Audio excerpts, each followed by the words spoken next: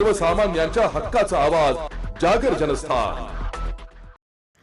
देशभरात कांद्याचे भाव एक्सप्रेस वेगाने वाढत किरकोळ बाजारात 60 ते 70 रुपये किलोवर पोहोचले असताना केंद्र सरकारने ग्राहकांना दिलासा देण्यासाठी कांदा एक्सप्रेस सुरू केली आहे। मात्र ही ट्रेन अजूनही नाशिकच्या लासलगाव रेल्वे स्थानकावरच उभी आहे। कांद्याच्या वाढत्या दराच्या पार्श्वभूमीवर केंद्र सरकारने मोठा निर्णय घेतलाय।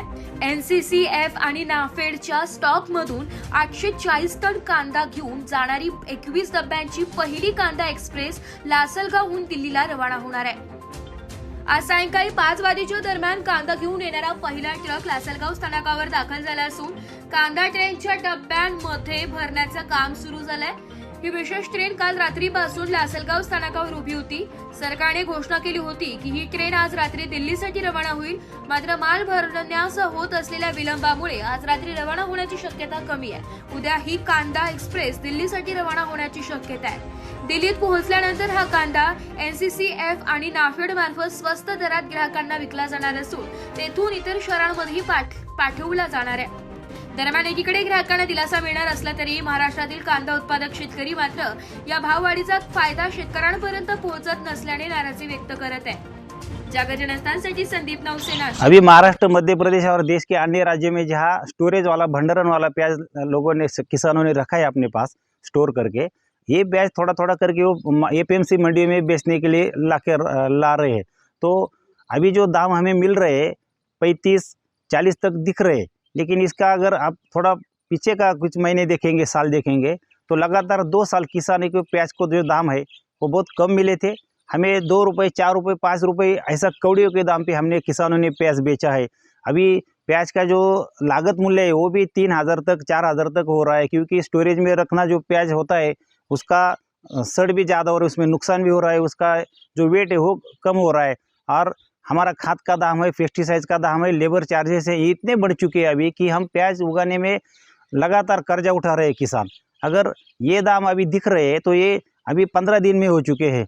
पूरे साल का हिसाब देखा जाए तो जो पिछले 2 साल में, 1 साल में हमारा जो प्याज का कम दाम में बेचने से जो नुकसान हुआ है उसकी भरपाई भी थोड़ी होगी। जब दाम ये लगातार ऐसे रहेंगे, अगर सरकार का कुछ इंटरफेयर होगा तो प्याज उत्पादक किसानों का भारी नुकसान हो सकता है।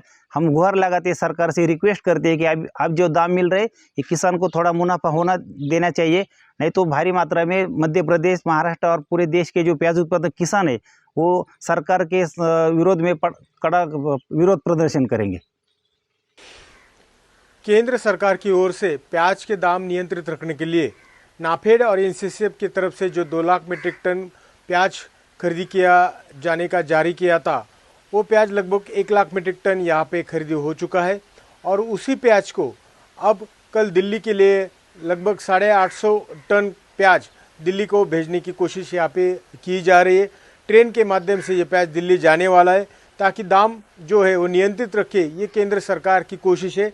लेकिन हमारे केंद्र सरकार से एक गुजारिश है कि ये जो दाम है ये कुछ ज़्यादा दाम बड़े नहीं है। लगभग 3,000 रुपये प्रति क्विंटल के दाम यहाँ पे किसानों को मिल रहे हैं, मतलब 30 रुपये पर किलो के दाम यहाँ पे किसानों को मिल रहे हैं।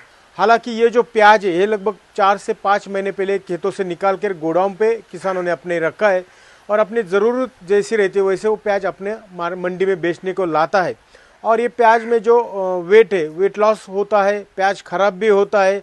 अभी जब प्याज खेतों से निकला है उसी वक्त अगर ये प्याज बेचा जाता और वह उस वक्त 1500 रुपये के भी दाम मिलते और अभी 3000 रुपये के दाम मिलते, तो ये लगभग एक ही जैसा है। इसका मतलब कुछ ज़्यादा दाम यहाँ पे किसानों को नहीं मिल रहा है। तो इस तरह की कोशिश ना की जाए, किसानों को जो दाम मिल रहे ये मिल देना चाहिए। बहुत सालों के बाद अच्छे दाम यहाँ पे किसानों को मिल रहे, तो हमारी केंद्र शासन को ये विनती है कि इस तरह के कदम ना उठाए जाए।